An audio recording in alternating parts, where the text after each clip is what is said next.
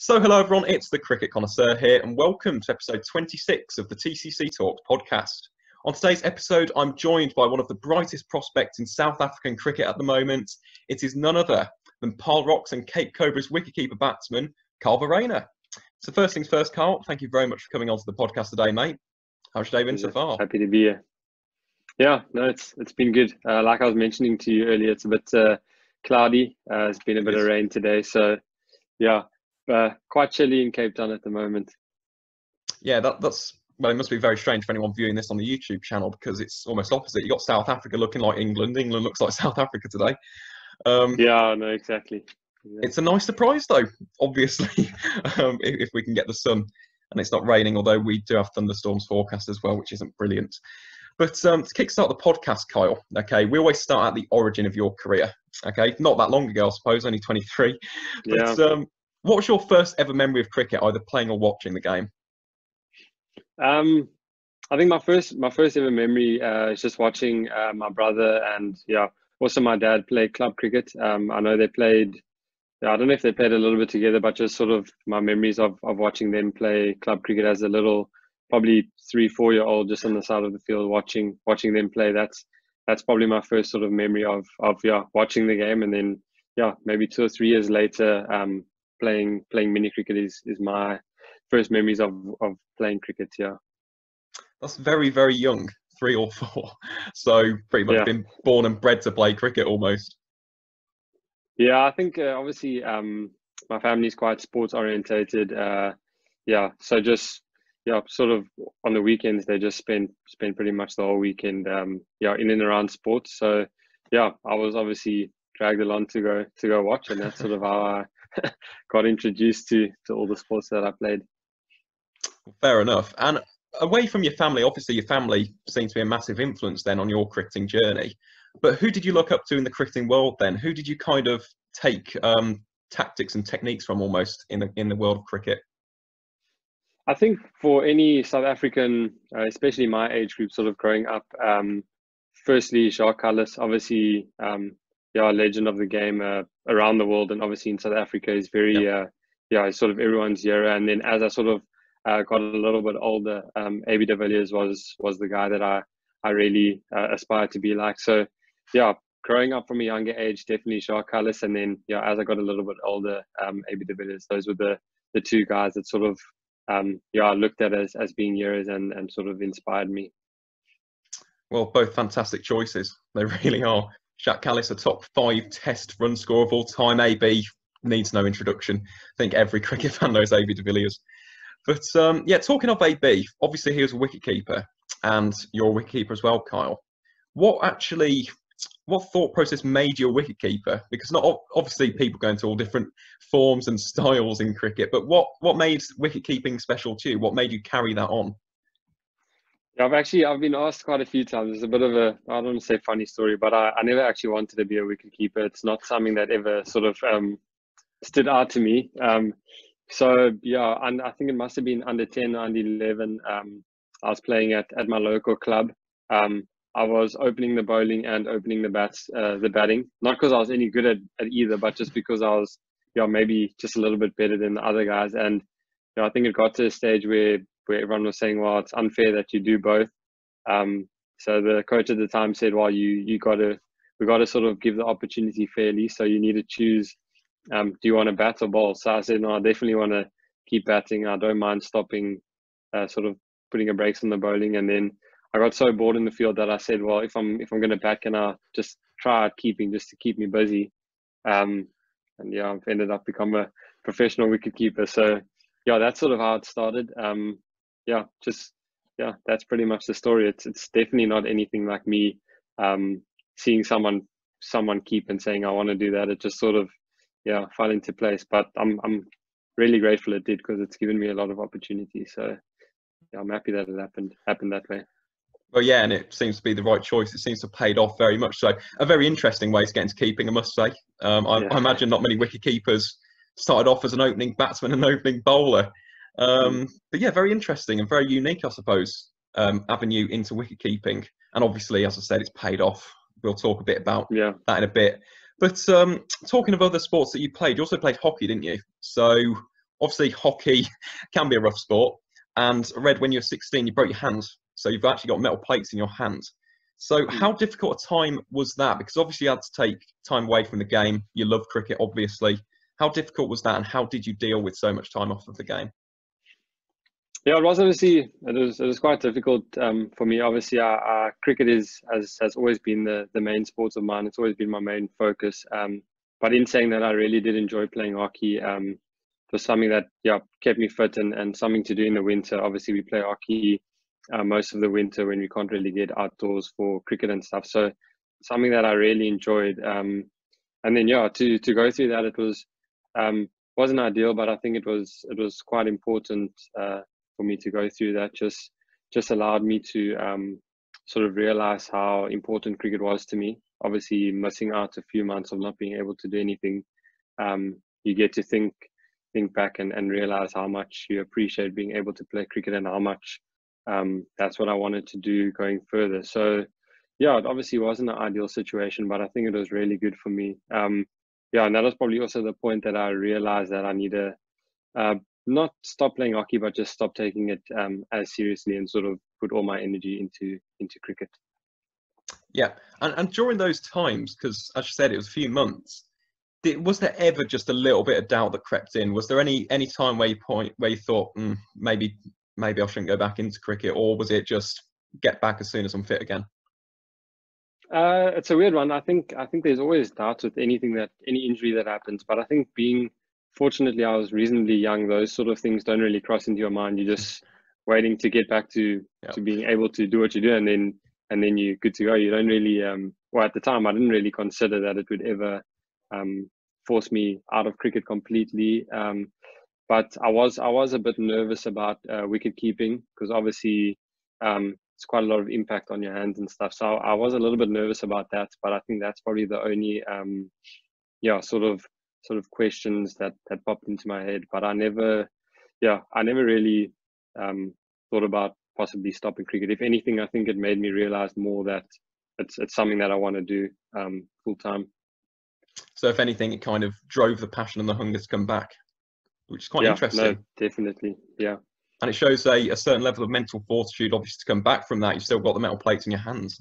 So obviously, it's been an interesting journey into professional cricket, I suppose, including that. No, but with the hockey, I did just want to ask this, because I think it was Kevin Peterson or John T. Rhodes. So they used to play hockey as well. And with Kevin Peterson in particular, obviously a master of the switch hit and the reverse sweep. Do you think that your experiences in hockey have actually improved you as a batsman? Because when you think of the sweep, it is just a backhand in either tennis or a backhand slap shot in hockey. So do you think that that's had any influence or none at all? I think it definitely had an influence on my batting. In terms of sweeping and stuff, it's only maybe the last year or so that I've actually started playing the sweep and reverse sweep. So for those particular shots, it probably should have, but it didn't really help me too much with my batting. But I think just from hand-eye coordination and sort of developing and maybe growing, developing your hand-eye coordination, I think hockey definitely allowed me to sort of speed up the process of getting to a level where I am now and being a professional cricketer. I think it's obviously it's a little bit different, but in saying that the sort of techniques are similar-ish in the way you sort of hold the hockey stick and play hockey. So I don't think it helped me too much with shots and sweeps and that stuff, but it definitely helped me to definitely improve my hand-eye coordination. Well, yeah, interesting that again, because, well, I suppose it's different for different players, I suppose, but yeah, it's good that you've learned the sweep that way. And how did you actually learn the sweep then? Because that sounds like it wasn't a natural shot of yours. Where did it actually come about? Was it a release shot, or did the coaches say, right, you need this shot to kind of score runs more on the offside? I think so. When I was under 19, we went to Bangladesh. That was my first under 19 tour. And obviously, spinning conditions, we're not really used to that, being youngsters growing up into South Africa. So, I remember that the preparation for that tour, there was quite a big sort of emphasis placed on just developing your sweeps and stuff. So I think it sort of crept in from there. But I've never been, I don't know. I'm always someone that prefers to just play with a straight bat and sort of go to those sweep shots and stuff if it's really needed. So yeah, I think it's more the last year or so that I've realized the scoring options that are available, especially in T20 cricket, more with the reverse sweep. So that's sort of something that's come into my game in the last year or so. And then yeah, just the sweep, it's just not something that I really work on, but I think it's just something that, especially like I said, in T20 cricket, something nice to have as a release option. So yeah, that's sort of how it came about. But yeah, it's just really that under 19 tour, that's sort of where I did a bit of focus on those shots. Well, yeah, let's talk a bit about that tour. Actually, well, the World Cup, I suppose that was. We spoke with Tony DeZorzi about that tournament as well. What were the biggest lessons that you learned from that tournament? Because obviously, just give you your scores. You scored 1 versus Bangladesh, 64 not out versus Scotland. I think South Africa won that by 10 wickets, didn't they? Or it was either 9 or 10. 77 versus Ireland in the quarterfinals of the Plate, and then a duck in 13th place playoff, but South Africa did win. I think I got 2 ducks in a row actually at the back end of that tournament. I might have. I don't know. I can't remember, but it wasn't very good towards the end there. But what were the biggest lessons that you learned from that tournament then? Because obviously, as you just said, it's completely different. It's alien conditions. You're in the subcontinent. It's turning corners. What are the biggest lessons that you took away back to South Africa from Bangladesh? I think, to be honest with you, from a technical and batting point of view, I don't want to say I didn't take much, but the teams we played against were, like you said, Ireland, Scotland, Zimbabwe. So it wasn't really any teams that were really spin focused. So I didn't actually take too much from the actual batting in those conditions point of view, because it was pretty much the same style of bowling that we'd face here. But for me, it was more mental growth in the sense that, you know, when you get to under 19 cricket and you make your national side at under 19 level, I think a lot of times as young players, you sort of think you arrived and you're now set for a cricketing career. And I think that tournament just allowed me to realize, firstly, how many people at my age are really good, firstly, and then also just that you're not really there yet. There's still a long way to go. I think it was quite a good tournament in the sense that we didn't do too well, and I think we all got pretty humbled. So yeah, from a mental aspect, I think it was really good just to sort of allow me or sort of show me what hard work is actually needed, and there's still quite a long way to go to get where I want to be. Yeah, definitely. And you said it yourself. Well, I don't want to say it so flippantly, but yeah, humbled. It was a good leveler, wasn't it, realistically? Yeah, because, of course, well, I'm a similar age to that right now. Sometimes you do get over your head. You think you're the best at things, and you just need something to kind of bring you back down, realistically. But obviously from there, you've just mentioned the mental aspects. Now, mental aspects of cricket are half the battle, aren't they, realistically? Half is skill, half is up here. How have you actually developed your mental fortitude? Because I was watching your interview with Khalid from Cricket Fanatics, and he talks about how, good interview, by the way. But I was just watching that, and I was listening about how you perform in pressure situations. So very similar to your coach Ashwell Prince. There's a Warwickshire player called Sam Hain as well. He seems to come alive in these pressure situations. How have you developed that mental fortitude, and how do you kick on when your team is 4 or 5 wickets down to go on to win the match? Yeah, it's difficult to say how I developed it. I think obviously experience in anything allows you to grow aspects of yourself, and I think like I said, being in that under 19 team that really struggled was probably the starting point in just allowing me to or developing my mental strength, because obviously things didn't really go well, so it was important to stay strong mentally. So I think that's probably the starting point. And then, just working with someone like Ashwell Prince, as you mentioned, throughout his career, he's always been someone that sort of dug in and had that sort of attitude, that fighting sort of attitude. And I think just working with him and being in the environment that he creates, when you get into a pressure situation in the game, he really instills it in you that you need to be the person to then stand up. I think a lot of times pressure situations bring players down, but he always encourages that you should seek out pressure, and when there is pressure, that's when you step up your game and you rise. So I think I'd say just being around him and learning from him and experiencing the environment that he's created is quite a big factor to why I believe I'm good under pressure. And yeah, I think, like I said in that interview as well, for me, pressure, it's a weird one, because a lot of people, the reason it's pressure, it's a pressure situation, is because you aren't really expected to do well. You know, that's why the pressure's there. It's difficult, and more often than not, you fail under pressure. So to me, that sort of takes the pressure off the situation. You're not really expected to come out of it on top. So just relax, just do what you do, and chances are, if you do half decently, it's better than what people were expecting from you. So yeah, that's sort of my attitude, how I looked at it. Well, that's an excellent attitude for a 23-year-old. That really is. That shows a lot of, as I said, mental fortitude. Also shows self-belief. And that's something that some young cricketers do lack, unfortunately, because it takes time to find yourself and find your feet in the game, obviously, as you climb up the levels. So that's very promising to hear, to be honest. And as you mentioned, Ashwell Prince, what a fantastic coach he is, great mentor. He's going to provide you with that grit and resilience about your batting. So with regards to Prince and the Cobras, you've got a fantastic young squad. You're one of a few great young players. You've got yourself, Jason Smith, Yanaman Milan, for example, Zubir Hamza in the red ball format. How do you think that the Cobras are going to perform in this season? Okay, they've got a great young squad. You've got a great coach in Ashwell. Do you think that the Cobras will be challenging for silverware in 2020 to 21? I definitely think so. I think, like you mentioned, we've got a really good side. I think, yeah, what's maybe hindered us in the last couple of years is the names you've mentioned. We all still pretty young in the sense that the last 2 or 3 years have all been our first sort of 2 or 3 years at professional cricket. So whilst we all have done pretty well individually, it's been difficult to sort of bring that together as a team.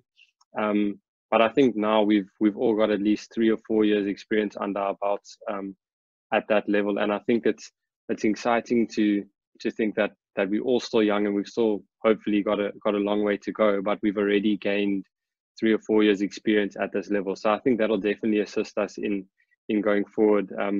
I definitely think with the ability and skills that we have, we should be up there this season. I think, yeah, it's obviously a goal of the team to win as many trophies as we can and push. For myself personally, I'd really like to win the 4-day competition. I think that's something that's quite high on my list. So yeah, I definitely think we've got the team to do it. So hopefully we will get close, if not do it. Yeah.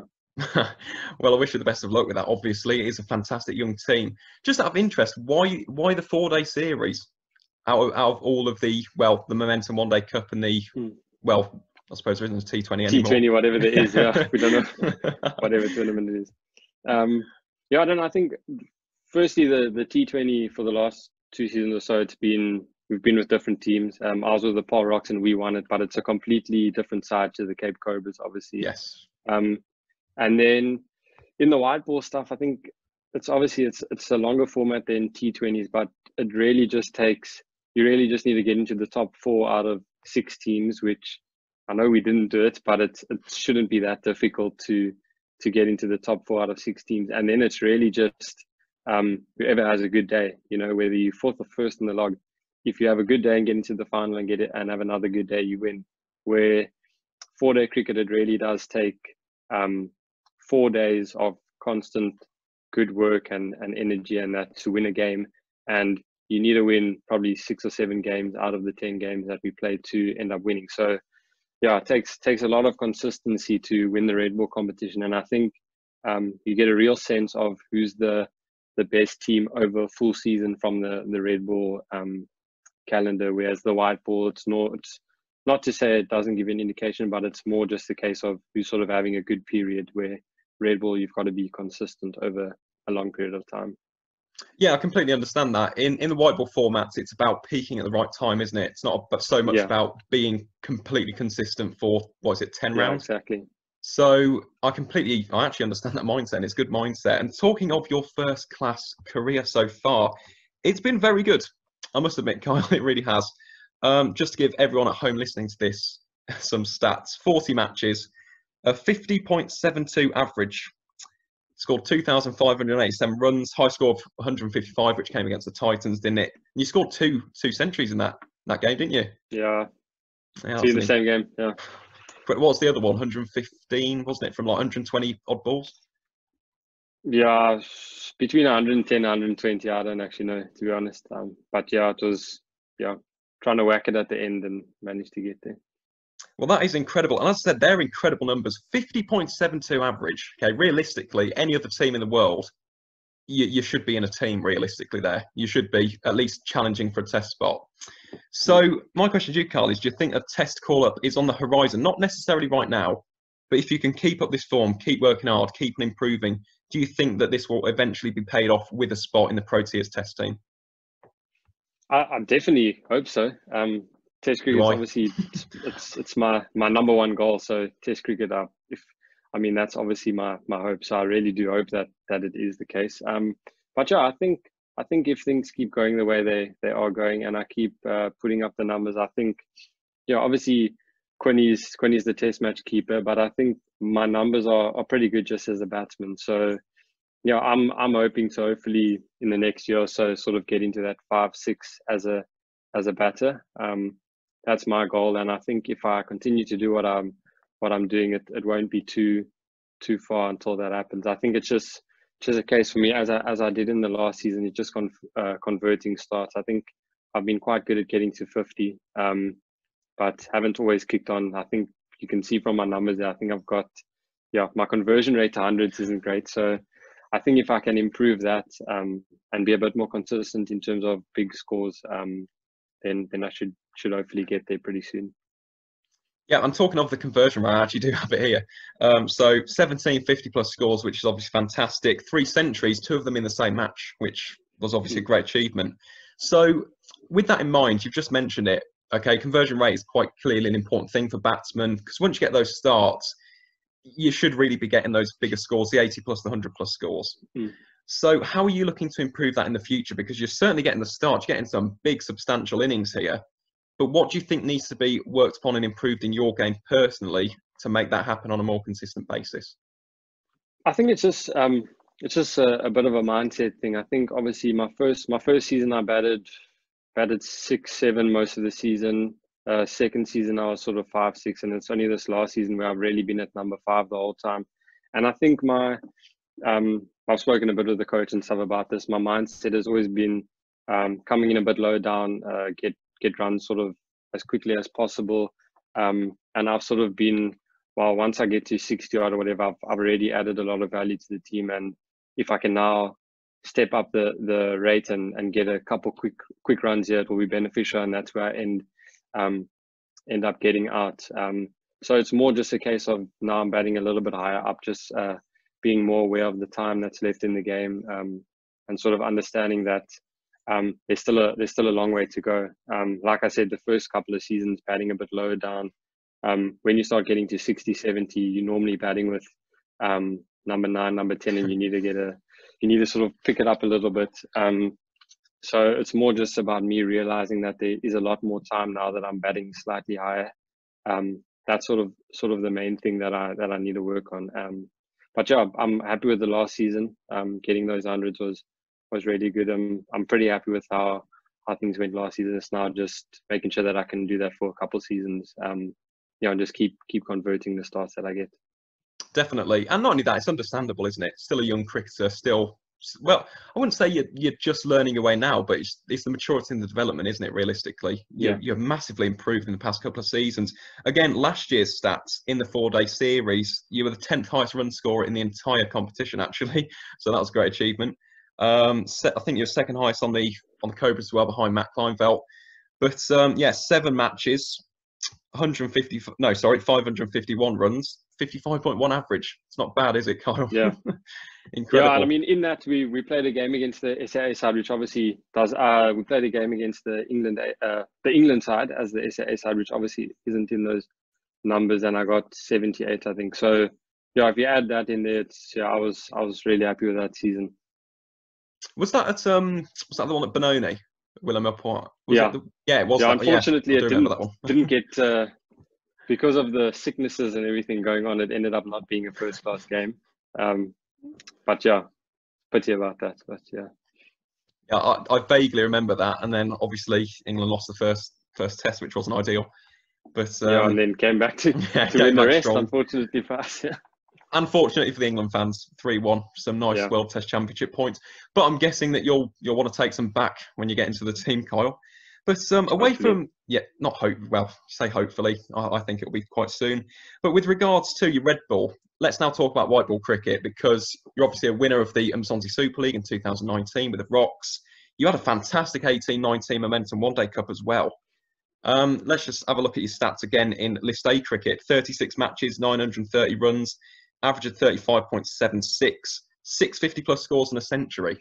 So it's definitely improving. And talking of your List A, you've obviously now made your Pro Tiers debut as well in that 3-0 whitewash of Australia. So first things first, how momentous of an occasion was it to make your debut for the Pro Tiers? Yeah, it was obviously really special. It's weird. I think the last couple of years, I always sort of, with my performance and stuff, I always thought I'd be making my Pro Tiers debut in the red ball arena. So, yeah, it was a little bit different to what I sort of the picture that I had in my head.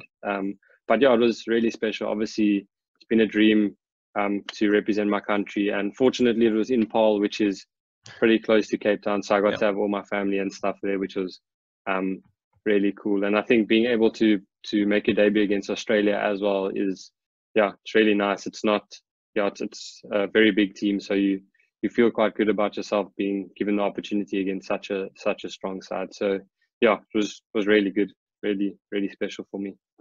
Definitely, and a great result as well, wasn't it? 3-0 whitewash. Absolutely Yeah. Incredible. Talking of that game in Paarl, you took two very good catches, if I'm not mistaken. Was it Warner and Cummins?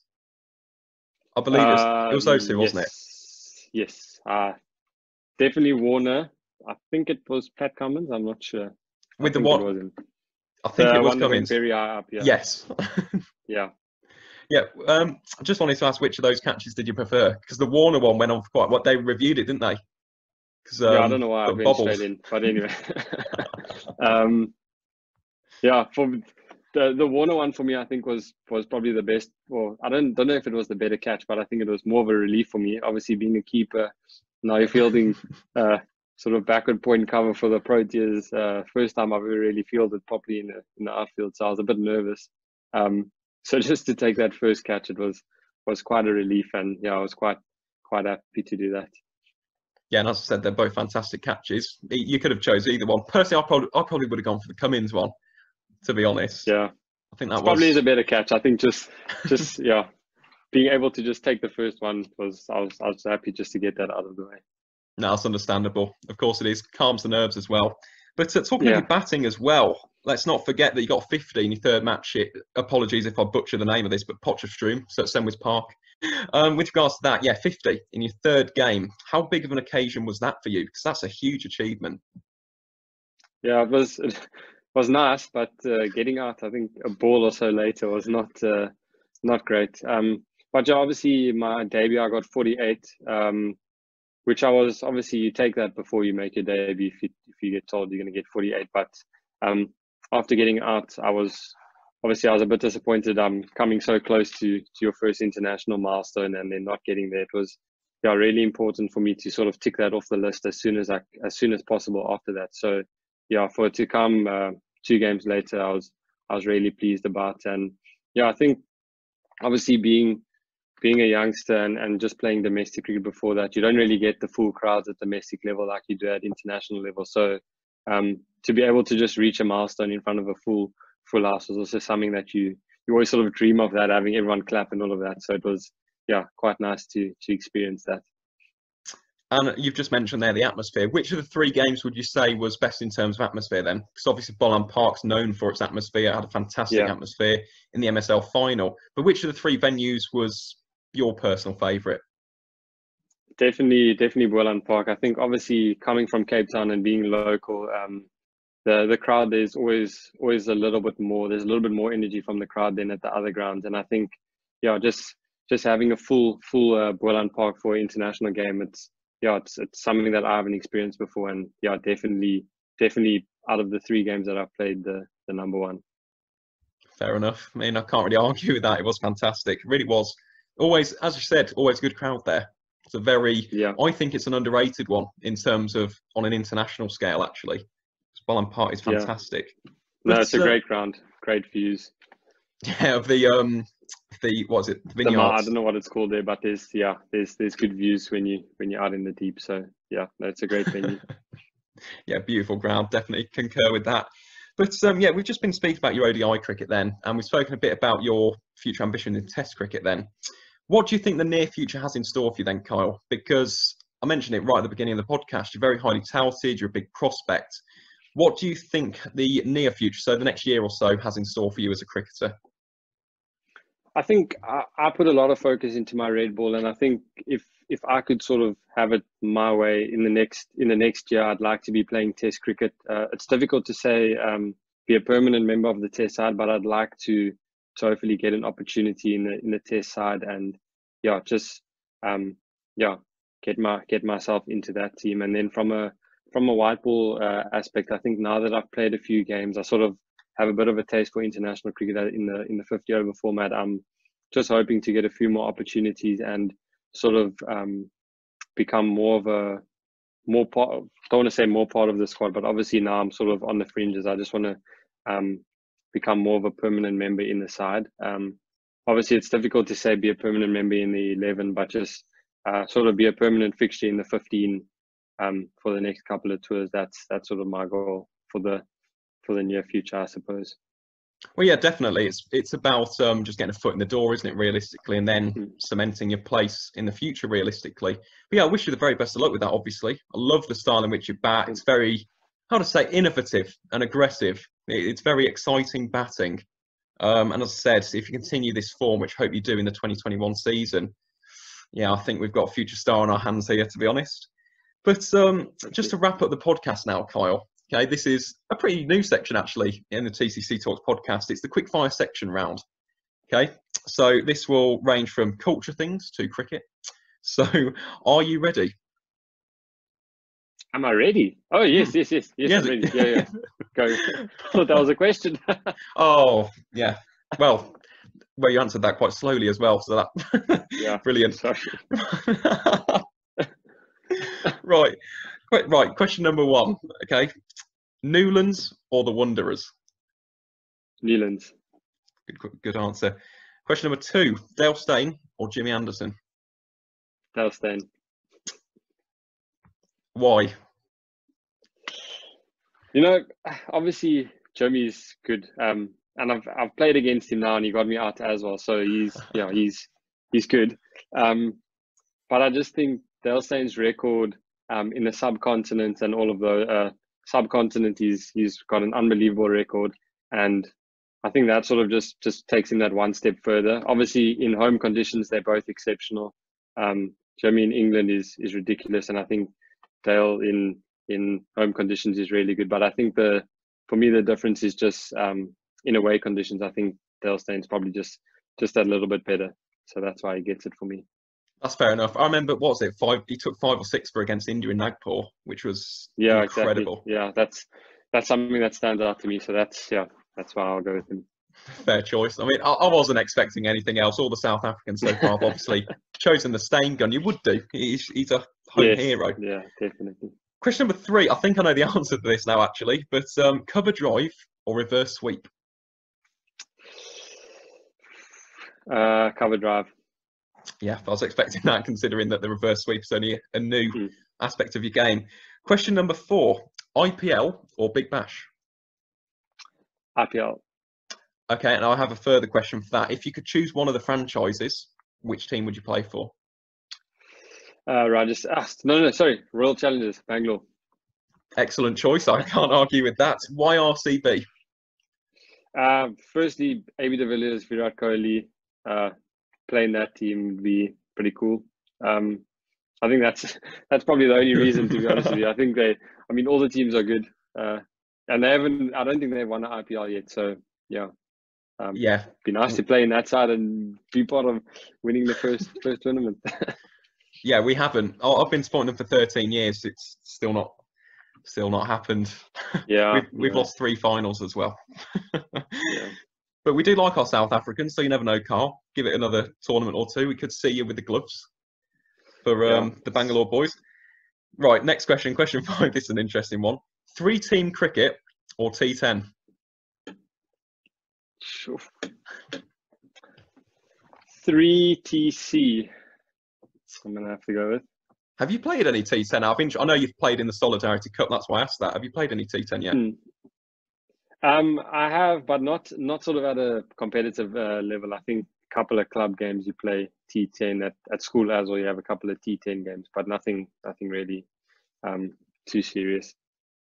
Fair enough. And how would, in fact, because some people may not know what 3-team cricket is, how would you describe your experiences in it? Because it was somewhat confusing at the start. Different. Yeah, very different indeed. How would you describe it? I think, it's obviously very different. It's interesting. I think it's a format that at the moment is probably difficult to understand, myself as well. To understand the rules and stuff is quite tricky. But I think when you look at it, I think if it can be sort of refined and sort of the small little issues can be tweaked out, I think it will be a really good format going forward. I think the concept is quite nice, having you can have 3 different teams playing in the same game. You don't always have to have 11 players and all of those things. So from that perspective, it's something new. But yeah, very, very, very different. And I think if it does take off, it might take a while. But yeah, I definitely think there's a future for it. Well, I just have an idea about 3-team cricket, actually. Just hear me out on this one. Okay, you used to have the Nelson Mandela Cup between the Springboks and the Proteas. Yeah. What if you had a 3-team cup between the Springboks, the Proteas, and Bafana Bafana? I think that's actually, I don't know what went into it, but I think that was on the table. It's just with all the different regulations of COVID-19 and all of that stuff, I think it was a bit difficult to get 3 teams from different bubbles sort of in the same game. But I think that was actually a discussion, to be honest with you. So yeah, definitely room for that. Oh, good. So I'll look forward to that in the future then, hopefully. Right, next question then, Carl. Oh, this is a tough one for any South African. Jacques Kallis or Sean Pollock? JK, the king. Fair enough. I can't really argue that. Sean Pollock was fantastic. I think he's very underrated, actually, especially in ODIs. But yeah, I agree with you. Kallis, what an absolute legend. Top 5 Test run score of all time. Next question, another difficult one. Dhoni or de Villiers? De Villiers. Oh, yeah. It's a tough one. It's a tough one. This is a difficult one. I think I've just gone with AB because he's obviously South African, but it's a difficult one. Next question. Random, but yeah, got to be loyal. So next question. Braai in the bush or braai on the beach? Bush. That's interesting, considering Cape Town. Why in the bush? I'm not a big fan of the beach, to be honest with you. I know it's strange. Obviously, Cape Town, we've got these nice beaches and everything. And I don't, not that I mind the beach. I'm not a big fan of getting my feet all sandy and wet and that stuff. So yeah, that's pretty much the reason. Yeah, I can relate to that. Living in a landlocked English county, we don't have beaches here. Right, next question. This is an interesting one. Okay, I asked this to Tony DeZorzi as well. Would you rather score a century in an ICC World Cup final, but the Proteas lose, or would you rather get out for a golden duck, but the Proteas win? To be fair, if we're making the final, I'll take the duck. If it's not a once-off game. There's been a whole tournament and everything going. So hopefully I would have done well in those other games to get us to the final. But I'll take the duck and win. Fair enough. In fact, let me just flip that slightly, okay? Let's say the duck is an infamous moment. Let's say it's like the Donald Clouston run out and you get remembered for it for the rest of your career. Yeah, I don't know. That's a difficult one. Exactly. No, I'll take the 100 then, I think. Well, fair enough. And the final question, I think I know the answer to this, but Test match or ODI? Test match, definitely. Yeah, I agree with you on that one. Test is best, isn't it, realistically? No doubt, yeah. 100%. Yeah. Well, Carl, I think you've done very well on those questions. Not really any interesting, or out there answers really to those. Very expected. And I respect the loyalty to the South Africans. But to wrap up, do you have any social media that you'd like to plug on the podcast, your Twitter, your Instagram handles, for example? Yeah, obviously, Instagram and Twitter, it's both the same. It's just Kyle_Verreynne. So if you want to check me out, you can do that. I will start posting a bit more. I don't post too much on social media at the moment, but yeah, I will work on that. Well, fair enough, Kyle. Yeah, I'll leave the links to those in the description below on the YouTube video. So if you want to check out Kyle, as I said, one for the future, definitely do go and check him out. But all that's left for me to say, Kyle, is thank you very much for coming on today. It's been an absolute pleasure to talk to you, and I wish you nothing but the very best of luck, obviously, with the Proteas and the Cobras, I suppose, in the next year or so. But yes, that wraps up episode 26 of the TCC Talks podcast. For those who've listened in, thank you very much for listening in. And as always, guys, enjoy the rest of your day.